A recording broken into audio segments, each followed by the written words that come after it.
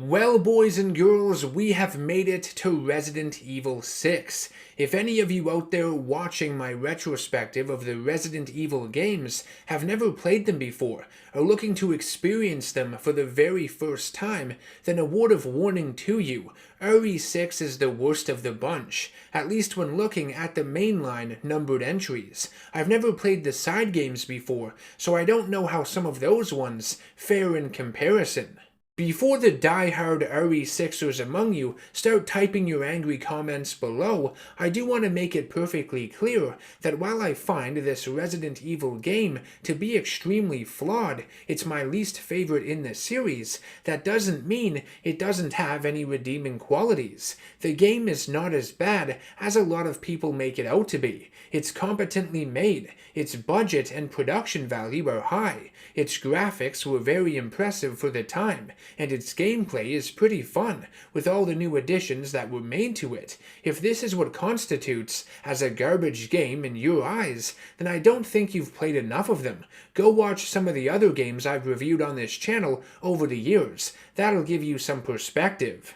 Regardless of the fact that this game functions as one though, it's definitely a game that looks really nice and plays fairly well. As a Resident Evil story, an exciting and suspenseful narrative, it pretty much falls flat on its face. Shits the fucking bed, hard and sloppy.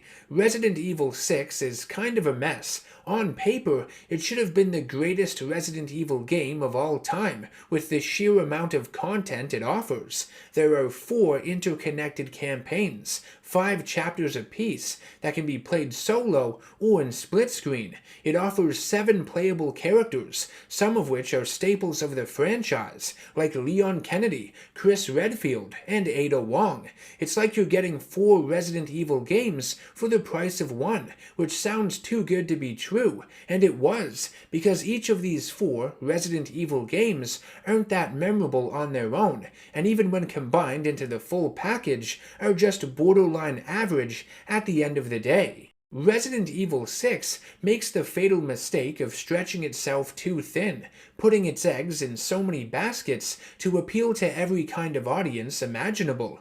It tries to be so many different genres at once that it fails to impress in any of them. At times, it feels like a survival horror game, like the earlier Resident Evil titles. In others, an action movie with grand set pieces, like something you'd see in Uncharted. And in Chris's campaign, I didn't even feel like I was playing an RE game, just a Call of Duty ripoff. RE6 is an amalgamation of so many genres, none of which are fully realized in this game, that it begins losing its identity and doesn't really know what it wants to be. RE6 might have a lot of content in it, more than any other Resident Evil game released thus far, but most of it is of very little value. It's just extra fluff, not memorable, not worthwhile. Before I get into the dull story, or I guess stories of this game, I want to talk about the gameplay, because it is one of Resident Evil 6's stronger aspects. Everything we had seen in RE4 and 5 in terms of character control, aiming, shooting monsters, it's about as polished and responsive as it could be in RE6. Moving the various characters and attacking with them feels the most satisfying out of all 3 of the more action-oriented Resident Evil installments. The speed of RE6 does take some time to get used to though. Your character is always jogging or in a full-on sprint, only walking in a few brief instances, usually areas that are made to be more cinematic. I found myself running into enemies frequently and needing to backtrack for ammunition and healing items I may have missed. The developers also decided to implement this bizarre attack-reaction mechanic that has your character stumble over dead bodies while running over them, even your AI partner when performing jumps. I assume it was to make things more tense like a horror movie, temporarily slowing your character down, but it just looks goofy. While it's a laugh riot while you're playing split screen, it was annoying in single player, leading me to several avoidable deaths. There was one sequence in Jake's campaign when you were running from the monster in the ice caves that took me forever. My AI partner kept getting in the way of my jumps. It was frustrating. Capcom made a conscious effort to make each character in this game feel different when you play as them. They all carry unique weapons, have different reload speeds, ammo counts, fighting styles with their melee attacks, and maximum health levels. And all of the campaigns have their own distinct flair to them, leaning more towards different gameplay mechanics like cover systems or stealth, for example. So one thing RE6 has in spades is variety. You can't take that away from it.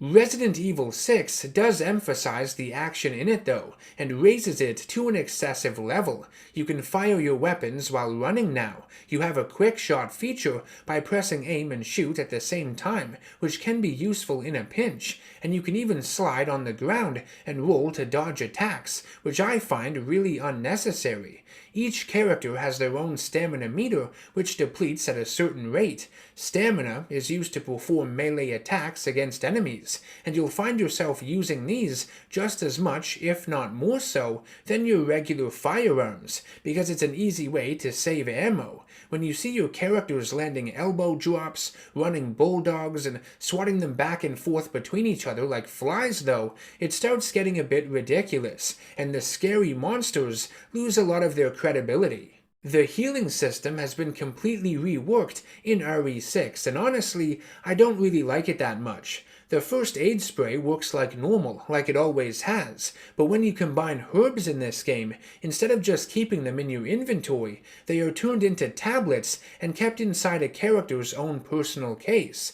The amount of tablets heals you receive is determined by the herb combination added into it, green-green or green-red. Each tablet you take heals a single block of life, so the game expects you to pop several at one time when needed. It's an interesting idea for sure, but I find it to overcomplicate an already perfect system.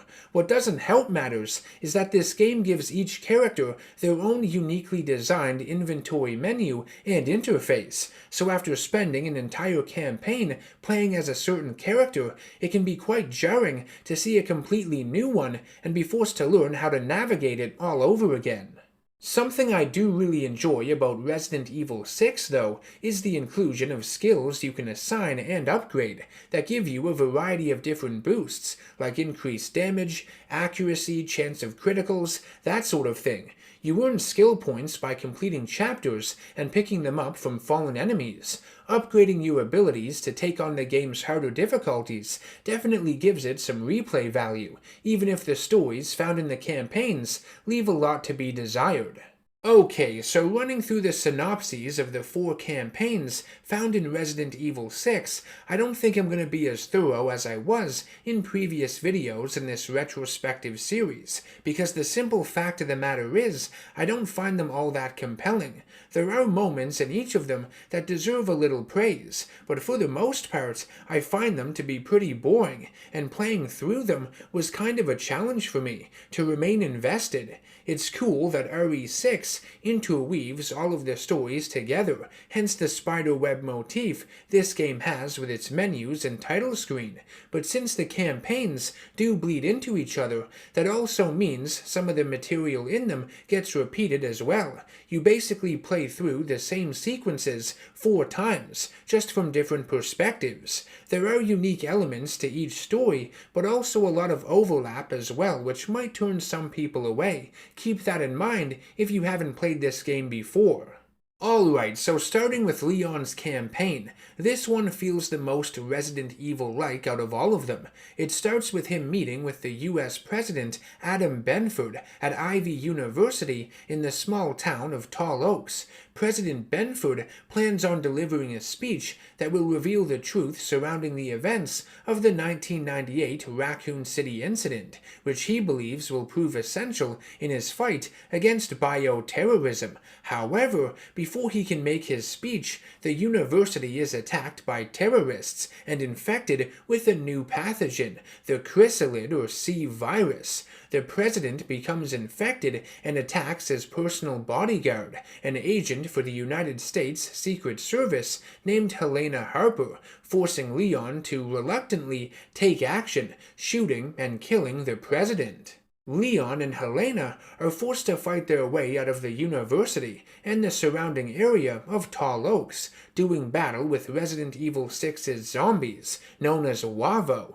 These creatures are far more challenging than the zombies of past games, especially in areas with low visibility. Because their movements are very erratic, they will leap at you, and even some spit this weird acidic fluid from a distance. What separates these zombies the most from the ones of the past, though, is their intelligence. They are able to operate tools and machinery, meaning they can hold weapons, anything from baseball bats and 2x4s to machetes, pistols, and machine guns, whatever they can get their hands on. They can also regenerate injured tissue and will transform as you fight them, which keeps the combat in Resident Evil 6 interesting. Depending on which part of their bodies become damaged will determine how and what they transform into.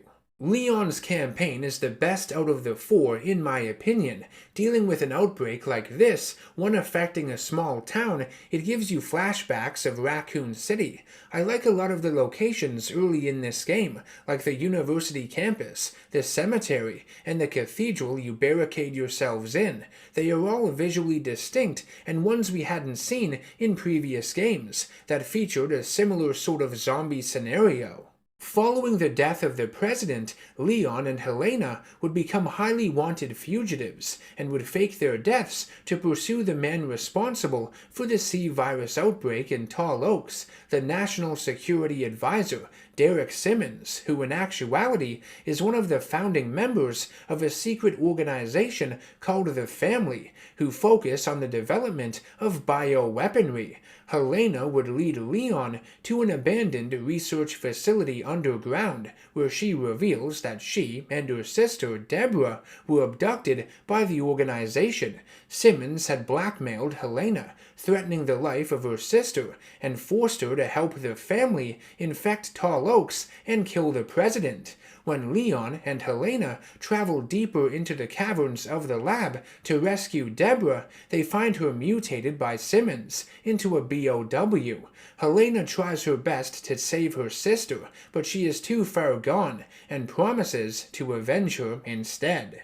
Within this same lab, Leon comes across a VHS tape. Remember those? Labeled Happy Birthday Ada Wong. On the tape is footage of a mysterious woman coming out of a nasty burger-like chrysalis. When her face comes into focus, it is that of Ada's, much to Leon's confusion, as well as the confusion of the player. This woman is really a lead researcher who had worked for Simmons named Dr. Carla Radames, the creator of the chrysalid virus. Simmons was in love with Ada Wong, and his love turned into an obsession after he was rejected by her. If he couldn't have the real Ada, then he would recreate her using the transformative properties of the C virus. He would experiment on Dr. Radames and mutate her body into a clone of Ada, which is a whole new level of fucked up. Obviously, these experiments were done on Carla unwillingly. Not only was her physical appearance changed, but her memories genetically altered. Her true self would slowly resurface though, and she would seek revenge against Simmons and the family, destroying everything they had worked so hard to build. Radames would start up a rebel terrorist group behind Simmons' back called Neo Umbrella, and rather than use the C virus for military purposes, like Simmons essentially wanted to do, she instead would much rather cause complete global destruction, instigating viral outbreaks in the United States, Europe, and China, under the guise of Ada Wong, putting all of the blame on her for the bioweapon attacks. In the fictional city of Lanxiang, China, where Neo Umbrella has built their primary base of operations, Dr. Radames would manage to infect Simmons with the C virus, having him shot by one of her Wavo operatives. How Simmons is infected feels very rushed and anticlimactic. It comes out of nowhere, but then again, maybe that was the point. He didn't deserve anything better after everything he had done. To close off Leon's campaign, you battle the mutated Simmons in his various forms. It's insane how many he has, how he refuses to stay dead. What's really cool is that he grows stronger by absorbing the bodies of the infected. It's like a kid adding more Play-Doh to an already massive mound. One of his forms resembles a T-Rex, and his last one is this giant insectoid creature you fight during a thunderstorm. You weaken it by using the nearby lightning rods. Like I had said, Leon's campaign is my favorite out of the 4 Resident Evil 6 offers, but honestly, that's not really that big of an achievement. It does feel the most Resident Evil-like, with the zombie outbreak and everything at the beginning, a lot of those same visuals, but by the end, the action set pieces do become a bit overwhelming and superfluous. You've got planes falling out of the sky and exploding, helicopters crashing and grinding off subway trains. It becomes comical and not really what I want to see in a game like this. Derek Simmons is also a really odd character, the weakest villain in the mainline Resident Evil series in my opinion. The whole backstory surrounding his secret organization, the Family, is too vague and cliché. Also, spending time and resources to transform one woman into another woman just because you have a hard-on for them is stupid. I don't care if it makes sense in his own crazy mind, the idea itself, from a story perspective, whoever wrote it, it's just dumb.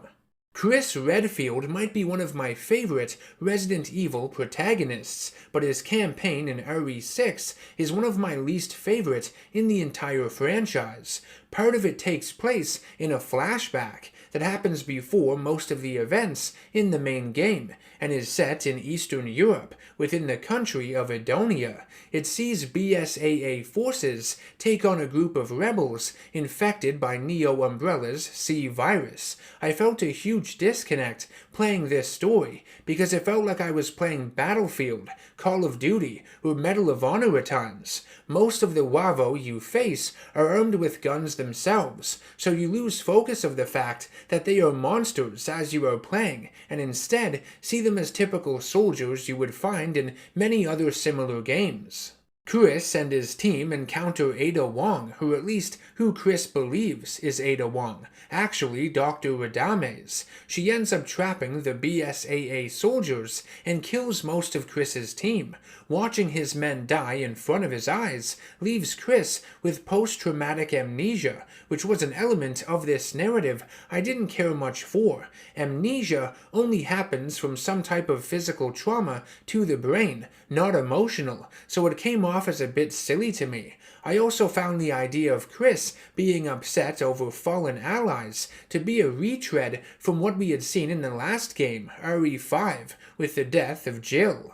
Muscle Daddy Chris would get his memory back, and along with his BSAA partner / Ken doll, Pierce Nivens, would go after Ada for killing his team, with the sole intention of killing her, though he would eventually come to his senses and plan on arresting her instead. Of course, since Chris and Piers are unaware of the whole Carla Radames situation, they believe the real Ada Wong has been behind the Neo Umbrella atrocities, which causes tension and confusion between the other characters you cross paths with throughout the story, mainly Leon, who tries to protect the real Ada. Resident Evil 6 marked the first time in-game that Chris and Leon had met each other. It also tries to settle fan theories of who would win in a fight, but both are made to be evenly matched, so fans will have to, sadly, theorize further. Chris and Piers would pursue Radames to China. There's a vehicle chase on a highway. You make your way to an aircraft carrier Neo Umbrella has taken over. You corner her. She gets shot by a member of the family, and she seemingly falls to her death. The one thing that bugs me is that Chris never finds out that the Ada he was after was a fake, though at least now the BSAA believe Ada is dead, allowing the real one to operate off of their radar, off the grid. Most of Chris's campaign is fairly forgettable, and a lot of the areas you traverse in it look far too similar, visually, but much like a lot of RE6, there are some high points to it. I love the serpent creature you encounter in China, within that tenement building. It has the power to cloak itself, and picks off your allies one by one, hunting them. That thing was awesome. I also liked the BOW with the translucent body and skull head that acts as the final boss of Chris's campaign, the one you battle in Neo Umbrella's underwater base. Pierce is mortally wounded by it and is forced to inject himself with the C virus to help Chris fight it off. He ends up sacrificing himself so Chris can board the escape pod and reach the surface. It is an emotional moment, but because the campaign had been such a bore for the most part up to that point, I didn't really give a shit when Pierce died. I hate to break it to you. My second favorite campaign in RE6 was Jake Mueller's. Much like Leon's, it had more of that classic Resident Evil vibe, with the seemingly unstoppable bioweapon known as the Ustanak chasing you. While its design is nowhere near as memorable as the tyrants from previous games, I did think it looked pretty cool in its own right, with that transforming mechanical arm that could turn into various weapons and pull you closer towards it. Neo Umbrella had sent it to Europe to find and kill Mueller because his blood could lead to a vaccine of the C virus. Mueller is of course revealed to be the son of the late Albert Wesker, and I thought that was an interesting idea. Because his blood is so valuable, he is put under the protection of the US government, specifically Sherry Birkin from RE2, all grown up, now an agent for the Division of Security Operations, or DSO. Jake starts out as this incredibly unlikable, greedy, and self-centered douchebag who's only willing to save the world for a hefty price, but as his story progresses, he becomes more heroic and chooses to do what's right, to distance himself from the man his father was. I also love his brief interactions with Chris Redfield, the man responsible for the death of his father. Jake finally has a face to go with the name. Things get pretty heated between the two of them, to say the least. My biggest complaint with Jake's story, though, is the forced romantic tension between him and Sherry. It's not as awkward and creepy as it was with Leon and Ashley at the end of RE4, but some of the dialogue is just as painful to sit through. The final campaign in Resident Evil 6 is Ada Wong's. I think it's the weakest of the bunch, not because of its story, that's pretty good. It wraps a bow around all these campaigns quite well, but just because it's so short and gameplay-wise feels tacked on compared to the other three. At the beginning, until you find more weapons, the game focuses on stealth kills and its covering system, and it was really awkward for me to get the hang of this late in the game, after having played the other three stories first that emphasized the gun combat. But playing as Ada can be fun, it's different. Seeing where she had been throughout the events of the main overarching story is cool, and how she had been helping the other characters progress off-screen. You get a different perspective to it all. There are also some decent puzzles that are very reminiscent of the earlier Resident Evil games, with their look and feel. Ada would learn of her evil doppelganger and goes after her. After Dr. Radames is shot and killed on the aircraft carrier, Ada investigates the body after Chris and Piers leave, and it springs back to life. Carla mutates into this pasty white, glue-like monster you battle within the carrier, with her face appearing all over the place, coming out of the walls. It's really creepy. After disposing of Carla, putting her out of her misery, Ada then goes to the Neo Umbrella headquarters and burns everything to the ground.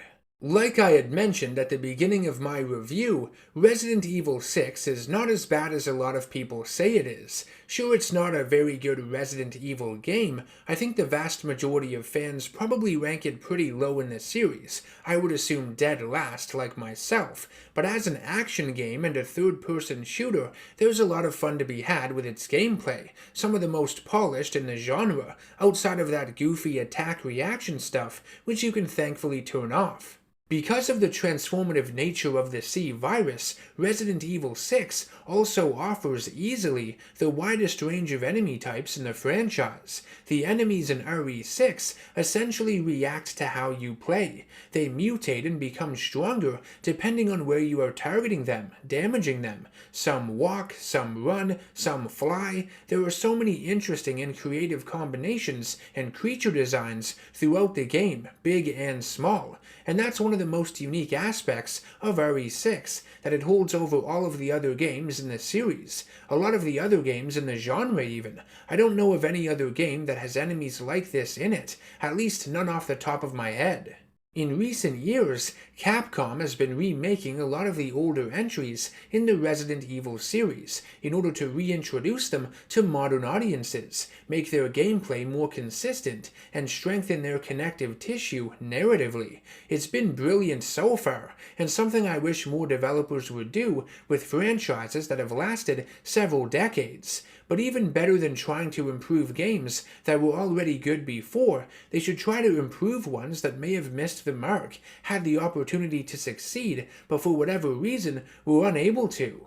I know that Resident Evil 6 is a little over a decade old as I'm recording this. It's still pretty fresh in everyone's mind, but I would like to see a remake of it made eventually. If Capcom trimmed a lot of its fat, kept the stronger bits, maybe removed some of the playable characters, the ones that weren't entirely necessary, strengthened some of the villain motivations, and made its overall tone a lot scarier, then I'm sure this game would get far more positive responses. I don't think it'd be the best Resident Evil game ever made, but it would make for an entirely different experience, one I would definitely want to play. Thank you for watching this, the 6th installment in my Resident Evil Retrospective series. I hope you have all been enjoying these videos thus far. If you'd like to support the channel and ensure the creation of more content like this in the future, make sure to subscribe, hit that bell icon for notifications, share the video to anyone you feel might enjoy it, and become a producer over on patreon.com if you can. I will see you all in the next one. Take care, stay safe, and always stay nerdy.